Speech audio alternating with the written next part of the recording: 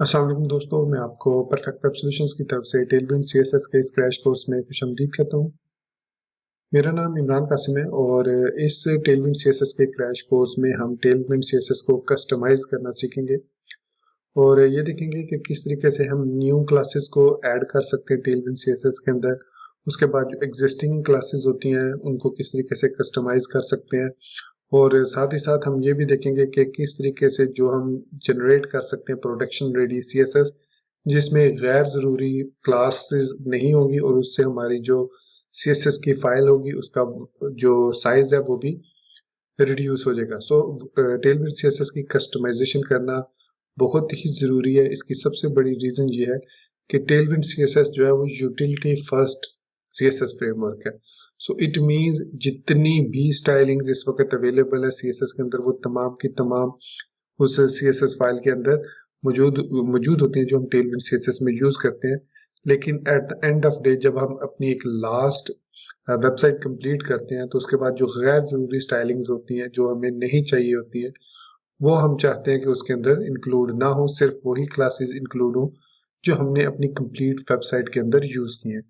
तो for that purpose customising Tailwind CSS is a very very necessary task और इसको अच्छे से समझना बहुत जरूरी है, क्योंकि टेलविंड सीएसएस को कस्टमाइज सिर्फ हम डेवलपमेंट फेज में कर सकते हैं, प्रोडक्शन फेज में हम इसको कस्टमाइज नहीं करते, उसमें फिर हम इसको ओवरराइड करते हैं या फिर हम इसकी जो एग्जिस्टिंग क्लासेस हैं उसके लिए एक अलग से सीएसएस क्रिएट करके उसमें न्यू क्लासेस ऐड करते हैं, जो कि अगेन फिर भी आपकी वेबसाइट पर एक एक्स्ट्रा बर्डन बनता है, एक एक्स्ट्रा एचटीटीपी रिक्वेस्ट बनती है।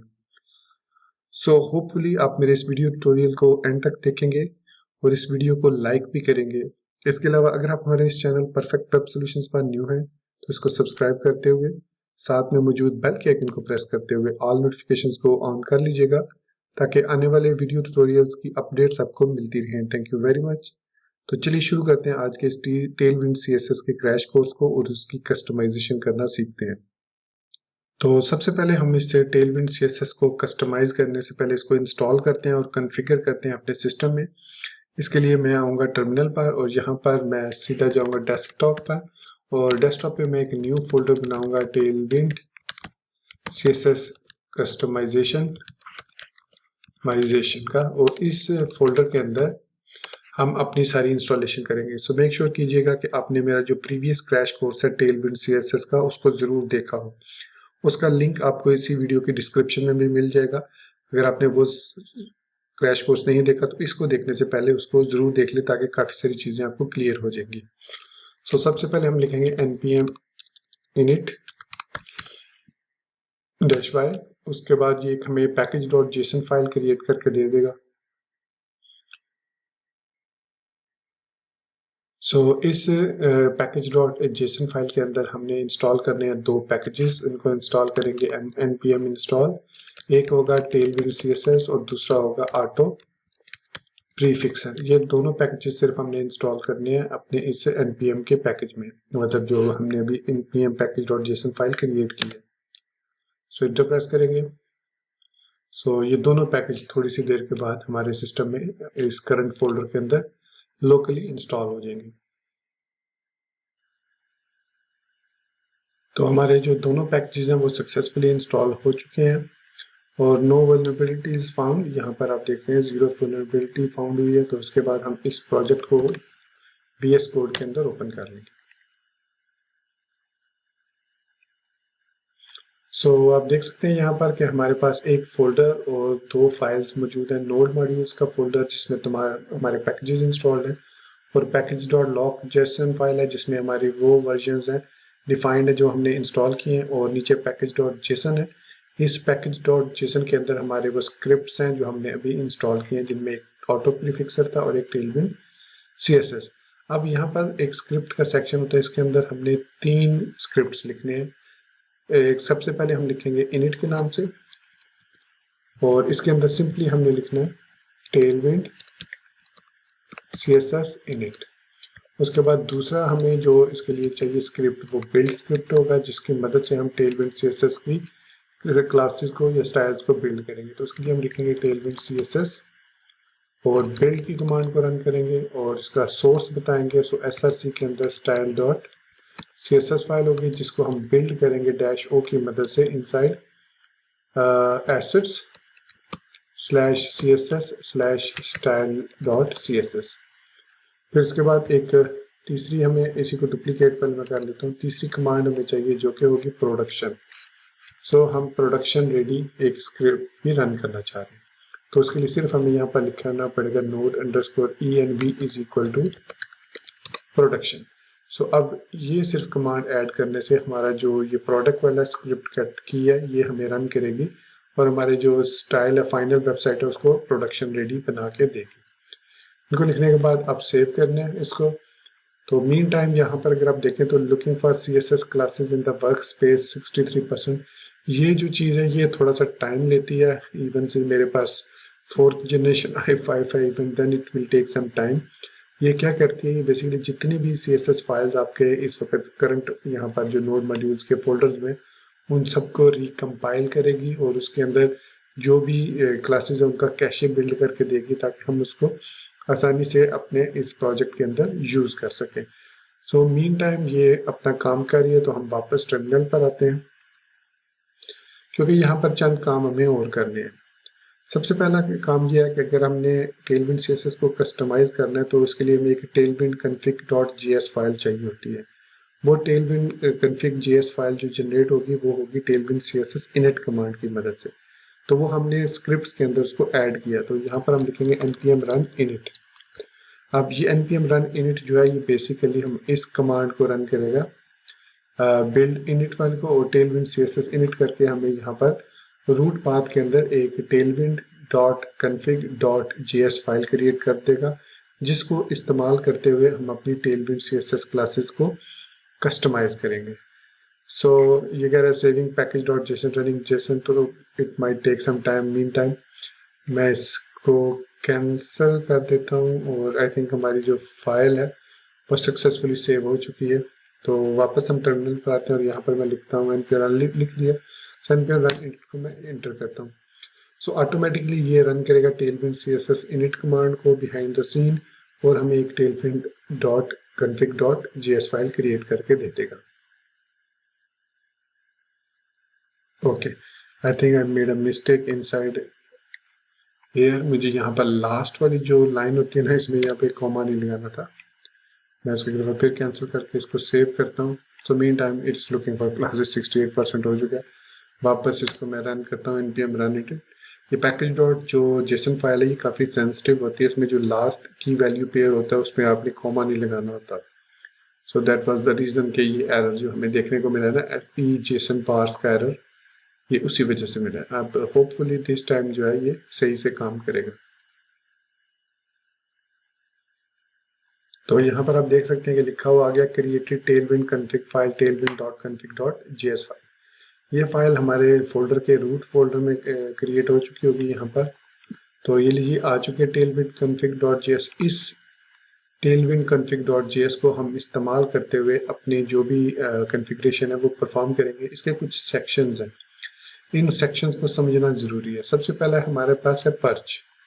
पर्च का मतलब ये है कि अगर हम किसी भी HTML फाइल में, किसी भी जावास्क्रिप्ट फाइल में कुछ क्लासेस को यूज़ करें, जावास्क्रिप्ट मैंने इसलिए मेंशन किया कि अगर आप रिएक्ट या व्यू को यूज़ कर रहे हैं तो वहाँ पर डेफिनेटली आप सारा व्यू कंपोनेंट्स के अंदर काम करेंगे या जावास्क्रिप्ट क्लासेस JS एक्सटेंशन वाली फाइल्स में काम करेंगे। सो इन दैट केस आप यहाँ पर उन तमाम फाइल्स को मेंशन करेंगे विद देयर करस्पॉन्डिंग एक्सटेंशंस।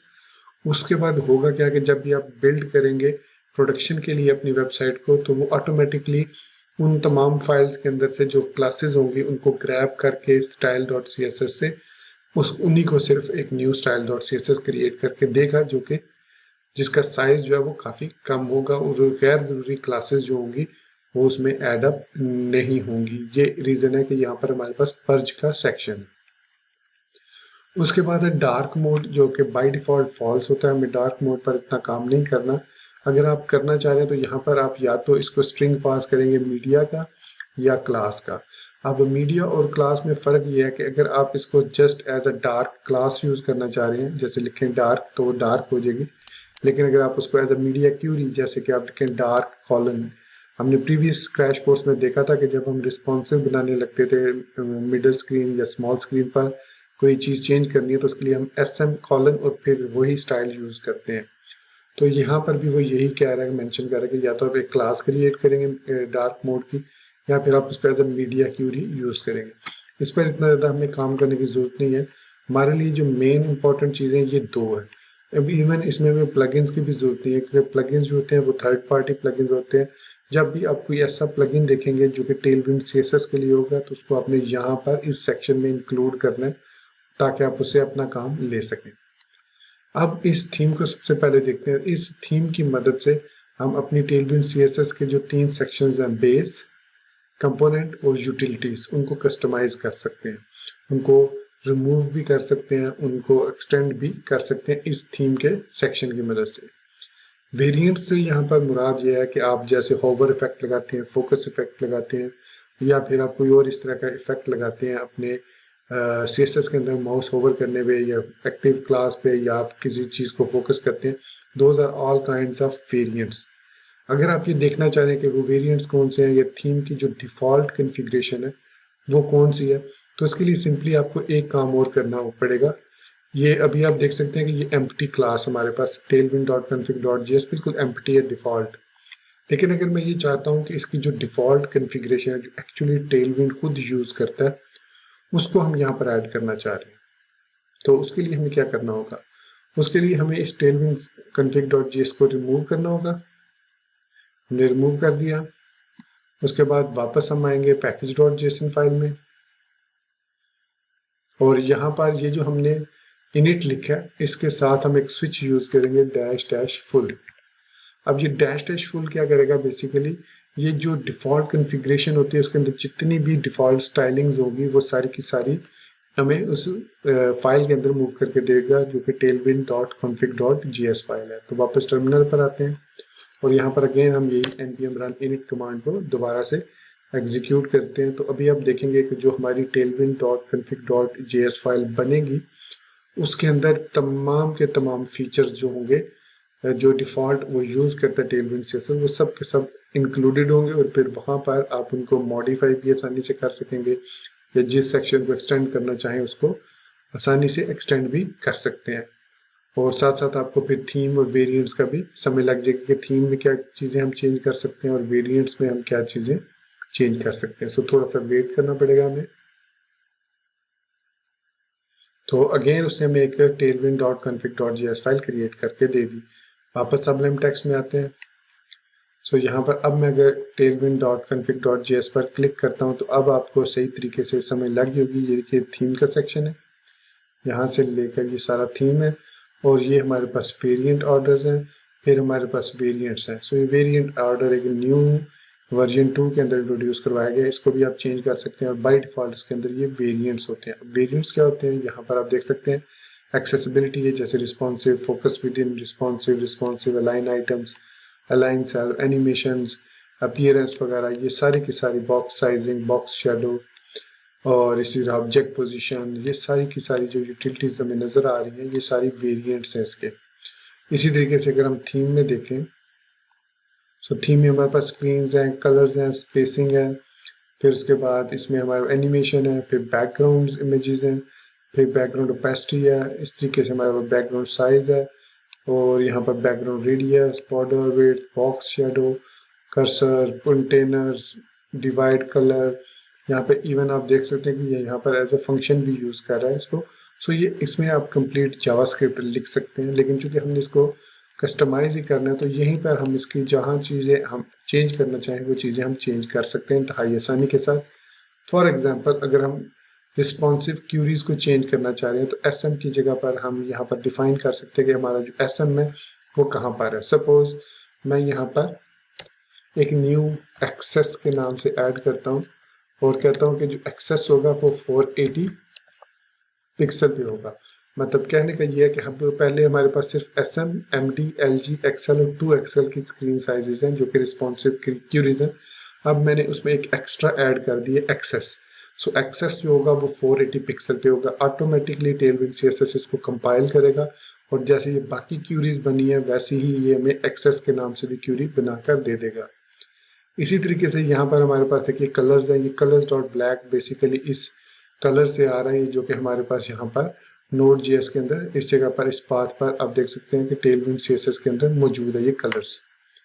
फिर इसी तरीके से ये स्पेसिंग है, मतलब कितनी आपने स्पेस देनी है उसमें। फिर यहाँ पर हमें विड्थ मिलेगी, मैक्स विड्थ मिलेगी, और इस तरीके के काफ़ी सारे यहाँ पर स्टाइलिंग मिलती है। हम उसको आसानी, जैसे फॉन्ट वेट थिन रखेंगे तो 100 होगा, एक्स्ट्रा लाइट रखेंगे तो 200 होगा, लाइट रखेंगे तो 300 होगा।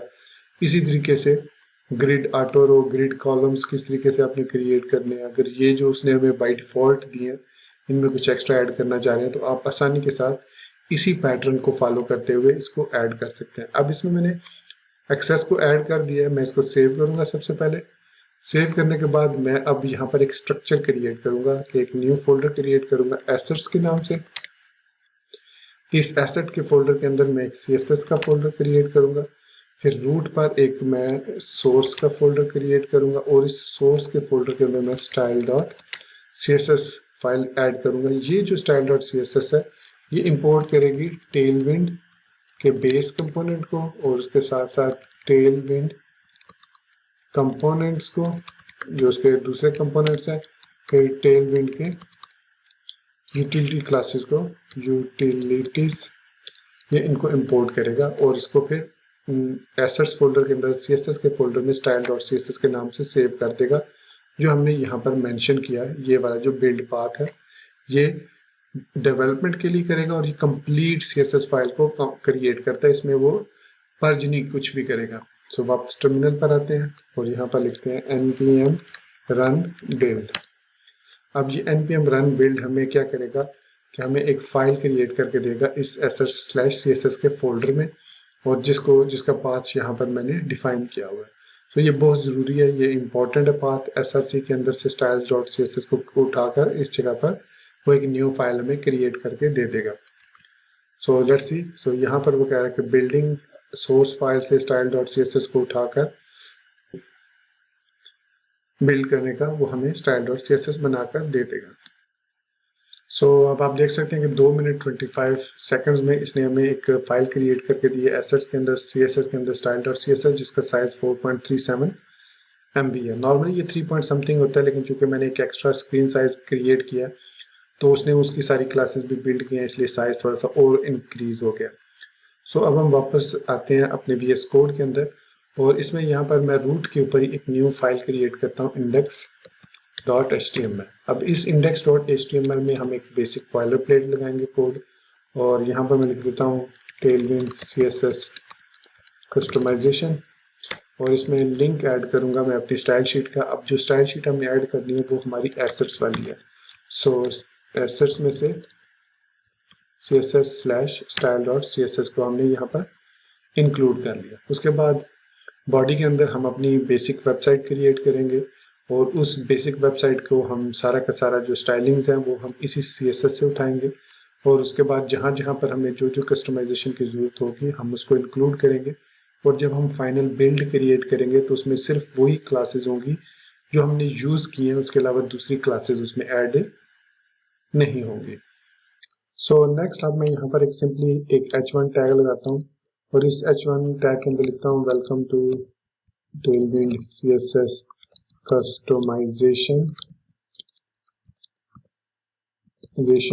क्रैश कोर्स, और इसको मैं अब कुछ क्लासेस असाइन करता हूँ। सबसे पहले बॉडी को देते हैं, बॉडी को क्लास देते हैं हम bg white, सो इसका बैकग्राउंड वाइट होगा। और उसके बाद h1 में हम इसको कुछ क्लासेस देते हैं, जैसे class is equal to text center, text को सेंटर में अलाइन करते हैं। फिर उसके बाद इसका bg हम येलो 500 देते हैं, और इसके बाद इसका जो टेक्स्ट है उसको हम रखते हैं वाइट, और उसके बाद इसमें और क्या टेक्स्ट सेंटर हो गया bg येलो 5, और पैडिंग बाय हम 12 दे देते हैं। ये हमने कुछ क्लासेस ऐड की, 1 2 3 4 और 5 क्लासेस। हमारी समझने के वेबसाइट सिर्फ इन 4 क्लासों पर मुश्तमिल है। तो अब इन 4 क्लासेस को अगर हमने अपने प्रोजेक्ट के अंदर सिर्फ इंक्लूड करना है तो इसके लिए हमें 4 पॉइंट समथिंग MB की फाइल भी अपने सर्वर पर अपलोड करनी पड़ेगी, और जब सर्वर उसको रेंडर करेगा तो डेफिनेटली उसको वो 4 पॉइंट समथिंग MB की फाइल जो है उसको रिस्पॉन्स के तौर पर कैशे में सेव भी करना होगा, तो ये जो अपलोडिंग डाउनलोडिंग होगी इट विल टेक टाइम, सो आपकी वेबसाइट स्लो होने के चांसेस हैं। अब यहाँ पर हम बिल्ड करेंगे प्रोडक्शन। सो प्रोडक्शन बिल्ड करने के लिए हमें यहाँ सबसे पहले आना पड़ेगा पैकेज डॉट जेसन फाइल में, और पैकेज डॉट जेसन फाइल में हमने ये नोड इन्वायरमेंट, सॉरी मैंने स्पेलिंग गलत लिखे हैं, मैं वही चेक करता, ENV है, EVN नहीं है।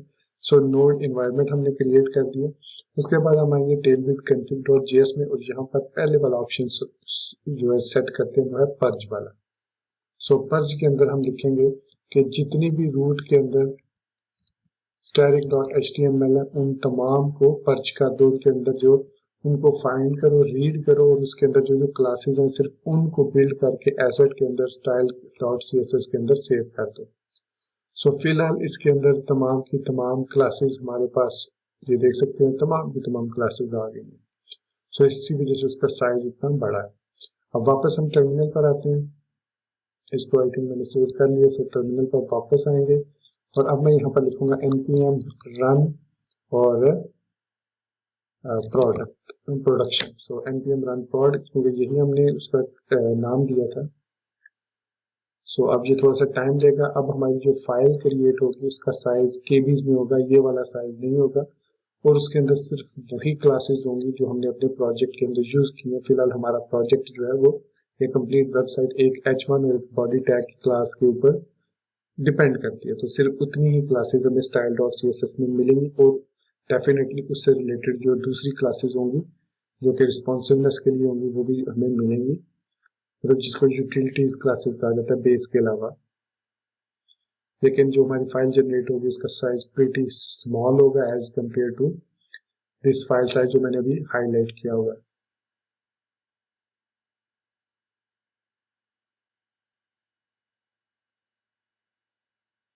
सो आप देख सकते हैं कि इसने 3 मिनट और 37 सेकंड्स लिए, और हमें जो फाइल जनरेट करके दी उसका साइज 11 KB है ऑलमोस्ट। सो ये जो स्टाइल वाली फाइल है अब हमारे पास, इसका साइज जो है ये स्टाइल डॉट CSS है, इसका साइज अब 11 KB हो चुका है। मतलब इसमें से गैर जरूरी फाइल, ये देखिए मीडिया क्यूरीज कुछ भी ऐड नहीं की है इसने, सिर्फ हमें वो स्टाइल दिए जो हमने यूज किए हैं, और साथ में उसके जो रीसेट है वो हमें इंक्लूड करके दिए। So that's it. हमारी जो साइट है, अब मैं इसको रन करता हूँ तो मैंने यहाँ पर इंस्टॉल किया हुआ है एक लाइव सर्वर का पैकेज, उसकी मदद से मैं स्टार्ट करता हूँ, और हमारी जो वेबसाइट है हमारे डिफॉल्ट ब्राउजर में यहाँ पर ओपन हो जाएगी। सो देख सकते हैं welcome to Tailwind CSS customization crash course लिखा हुआ है। अब सपोज कीजिए मैं इसका साइज इंक्रीज करना चाह रहा हूँ फॉन्ट का। सो मुझे यहाँ पर लिखना पड़ेगा टेक्स्ट 5XL या जितना भी मैं इसका साइज इंक्रीज करना चाह रहा हूँ। लेकिन होगा क्या कि अब अगर मैं इसको सेव करता हूँ और वापस ब्राउजर में जाता हूँ तो आप देखेंगे कि साइज चेंज नहीं हुआ। इसके लिए हमें दोबारा से यहाँ पर आकर npm run प्रोडक्शन को रन करना होगा। तो इसकी जो बेस्ट अप्रोच होती है कि वो आप npm run बिल्ड को यूज करें। जब तक आप डेवलपमेंट फेज में कोई भी चेंजेस आप करते हैं तो दोबारा आप npm run बिल्ड को रन करें, ताकि तमाम की तमाम क्लासेस आपके पास अवेलेबल हो जाए, इंक्लूडिंग जो आपने न्यू क्रिएट किए हैं या एग्जिस्टिंग को रिमूव किया। तो npm run build is the best option for development। और जब आप अपनी कंप्लीट वेबसाइट डेवलप कर लेंगे देन आप npm run प्रोडक्ट वाली कमांड को रन करेंगे कमांड लाइन से, तो जितनी भी आपकी HTML फाइल जो रूट पर पड़ी होंगी उन तमाम में से वो रीड करेगा क्लासेस को, और क्लासेस को रीड करने के बाद जो एक्स्ट्रा क्लासेस होंगी उनको पर्ज करके जो सिर्फ और सिर्फ वो क्लासेस हैं उनको ही ऐड करेगा inside new style dot CSS file. तो इस तरीके से हम कस्टमाइजेशन करते हैं टेलविंड CSS के अंदर।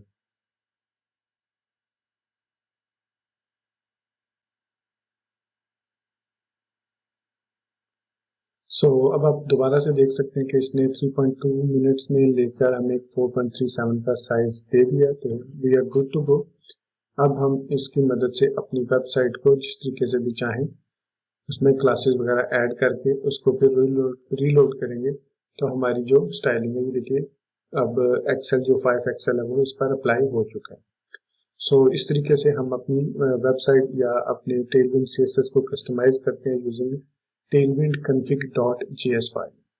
अब इसमें आपने देखा कि हमने एक स्क्रीन साइज ऐड किया। इसी तरीके से अगर आप कोई न्यू कलर ऐड करना चाह रहे हैं, जैसे ये पिंक या कलर है, पर्पल है, इंडिगो ब्लू, इस इनसे हटकर आप कुछ ऐड करना चाह रहे हैं, तो देखिए ग्रीन में हमारे पास इसकी फर्दर प्रॉपर्टीज हैं, जैसे 550, 100, 200, 400, ये इसके ऑब्जेक्ट्स हैं बने हुए। ब्लैक का कोई ऑब्जेक्ट नहीं है, ब्लैक सिर्फ ब्लैक स्ट्रिंग है, वाइट सिर्फ वाइट स्ट्रिंग है, ग्रे की आगे वेरिएशंस हैं, ये सारी आगे ग्रे की फर्दर क्लासेस हैं। इसी तरीके से ग्रीन की है वेरिएशंस हैं। सो अगर आप कोई अपनी मर्जी का कलर ऐड करना चाह रहे हैं तो उसको भी आप ऐड कर सकते हैं बड़ी आसानी के साथ। फिर स्पेसिंग की बात करते हैं।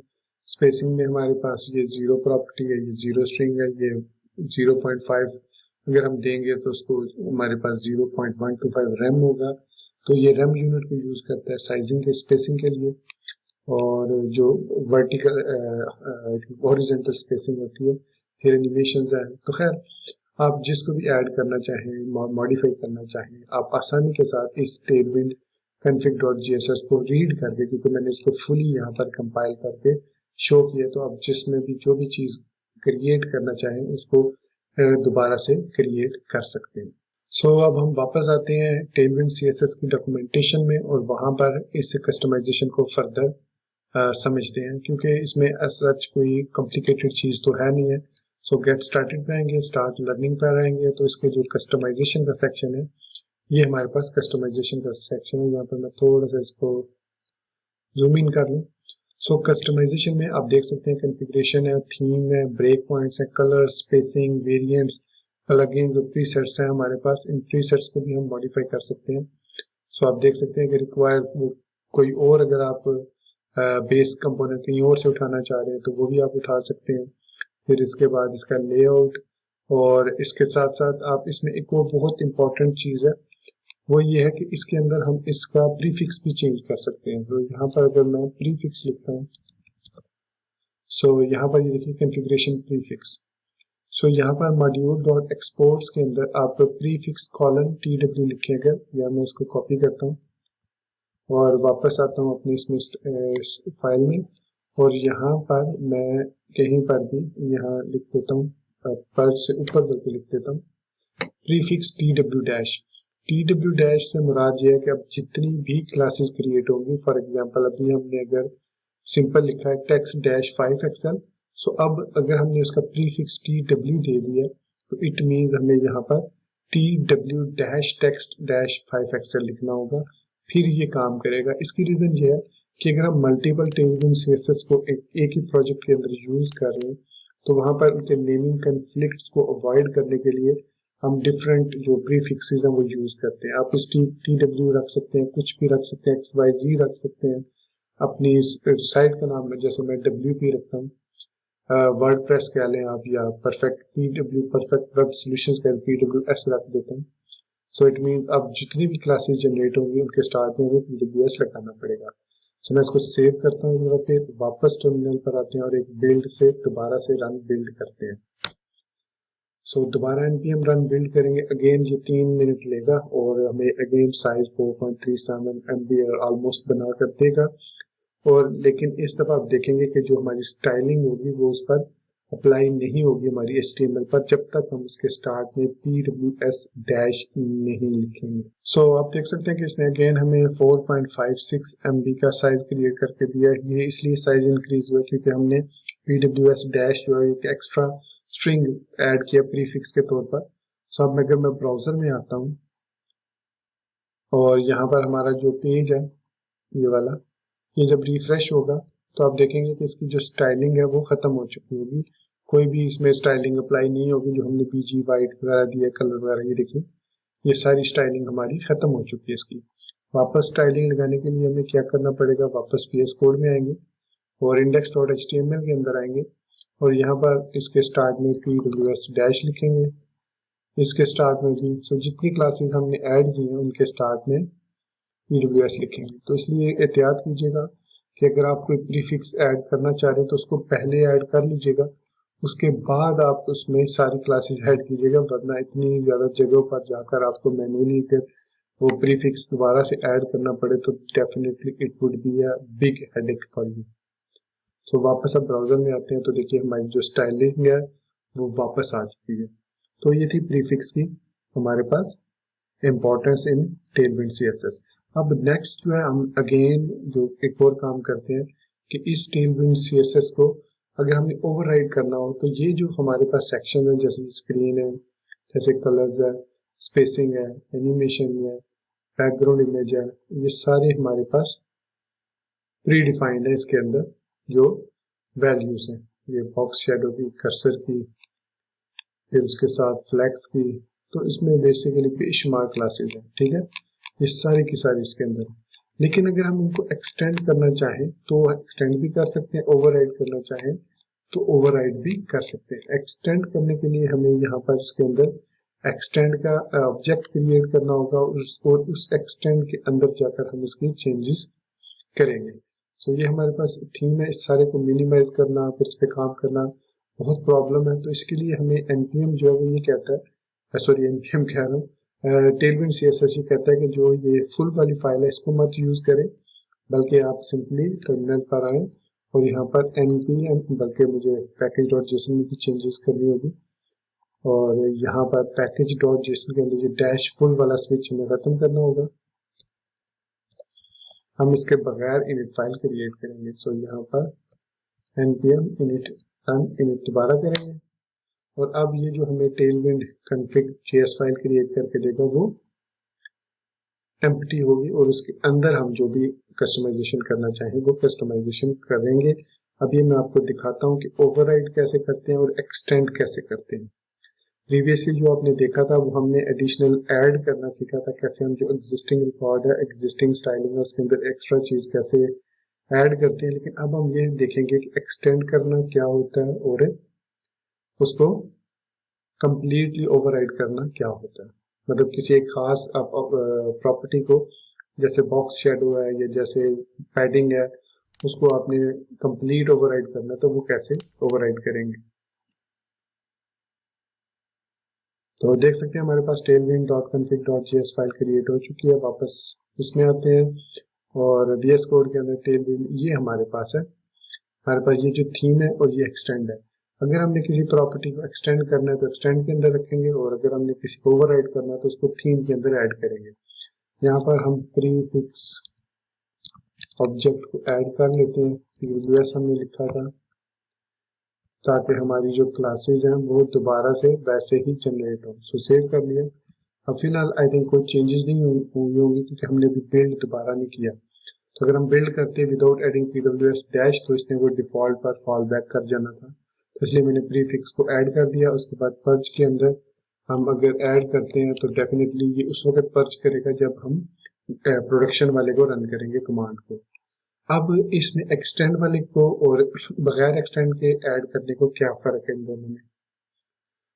सॉरी, हम जो अगर थीम को ओवरराइड करना चाह रहे हैं किसी भी स्क्रीन को, जैसे मैं अगर स्क्रीन यहाँ पर लिखता हूँ और इसके अंदर मैं यहाँ पर वही तरीका एक्सेस कह देता हूँ मैं 480 पिक्सल है, MD 640 पिक्सल है और MD 920 कह देते हैं या 768 पिक्सल कह देते हैं और LG 960 पिक्सल और XL 1280 या 1130 कह देते हैं पिक्सल।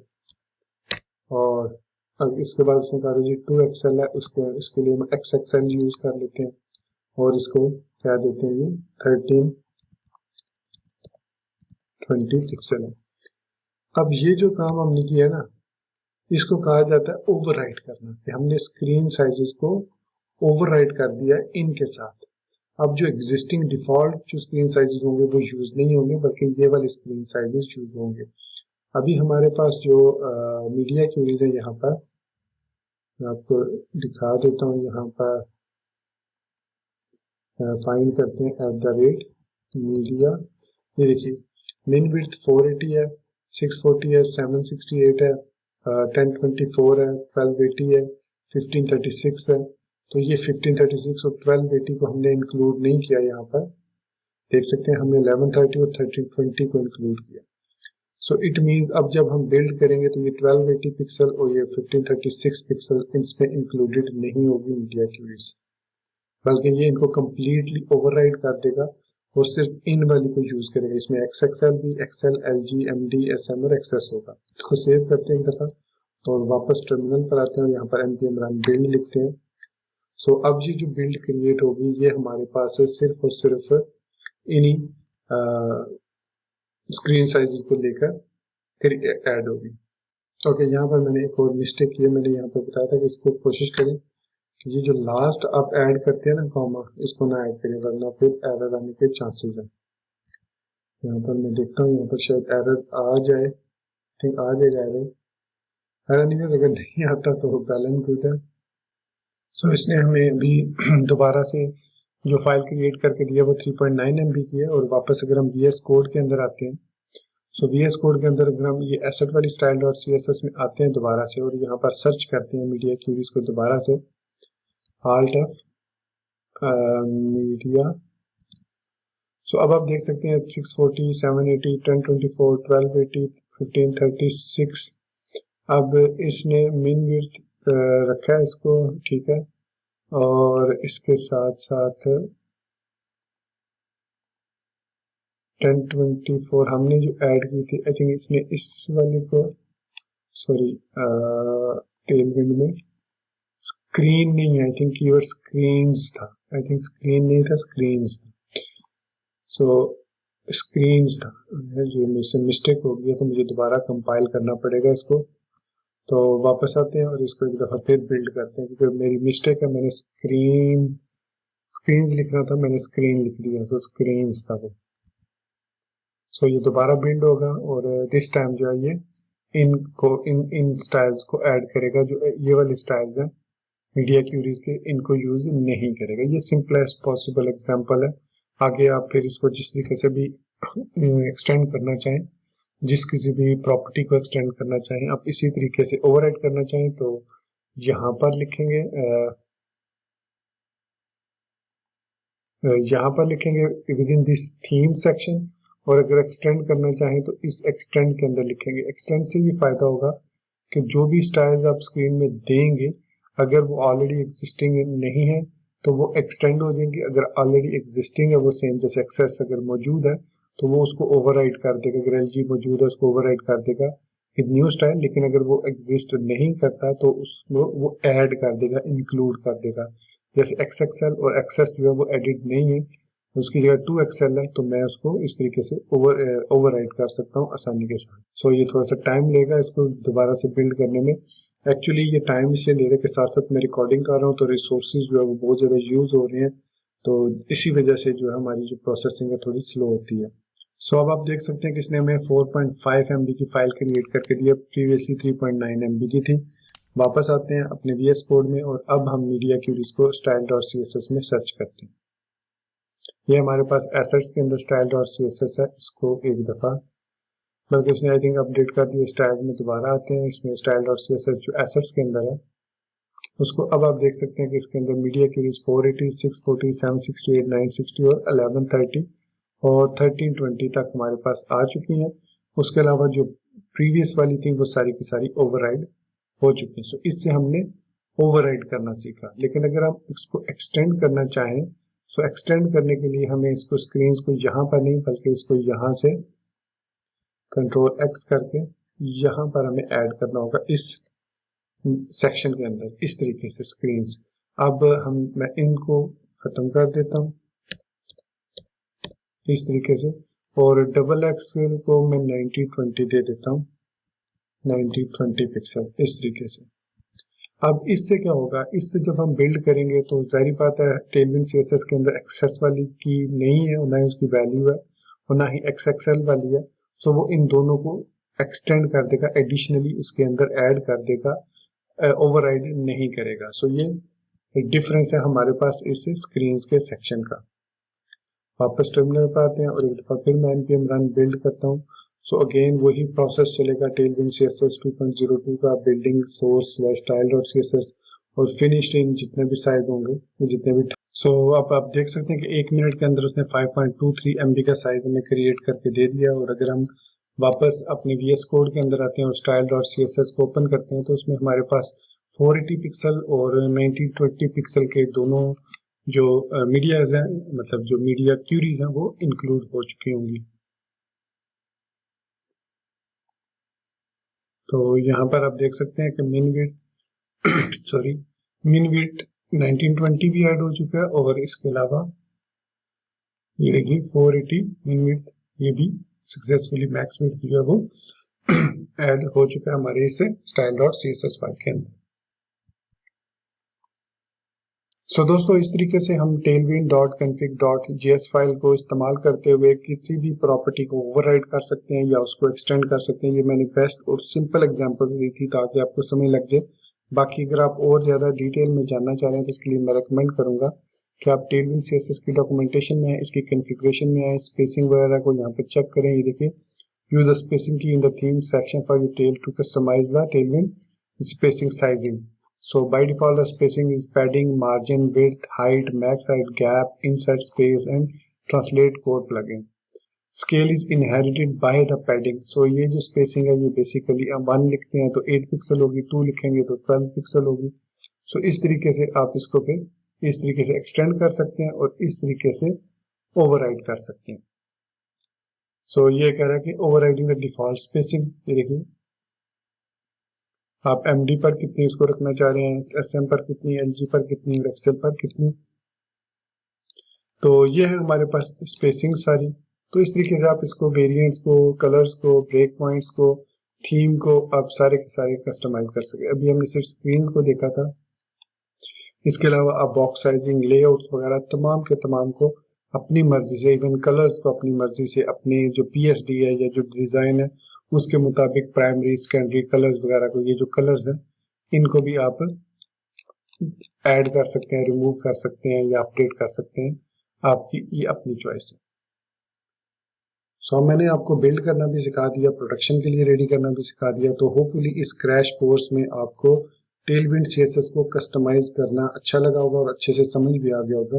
अगर स्टिल आपको कोई कंफ्यूजन हो तो आप हमें इसी वीडियो के कमेंट सेक्शन में मुझसे पूछ सकते हैं, या फिर आप हमारे सोशल मीडिया नेटवर्क को ज्वाइन कर सकते हैं और वहां पर भी क्वेश्चन पूछ सकते हैं। स्पेशली मैं आपसे रिक्वेस्ट करूंगा कि अगर आप इंस्टाग्राम पर हैं तो मुझे इस पर फॉलो करें, अगर नहीं है तो न्यू अकाउंट बनाकर मुझे जरूर इंस्टाग्राम पर फॉलो करें। सो इसी बात के साथ मुझे इजाजत दीजिए, मिलते हैं नेक्स्ट वीडियो ट्यूटोरियल में। टिल देन चैनल को सब्सक्राइब करना, वीडियो को लाइक और शेयर करना, बेल आइकन दबाना और ऑल नोटिफिकेशंस को ऑन करना बिल्कुल मत भूलिएगा। So guys, thank you very much for watching this video tutorial. Take care, goodbye and अल्लाह हाफिज।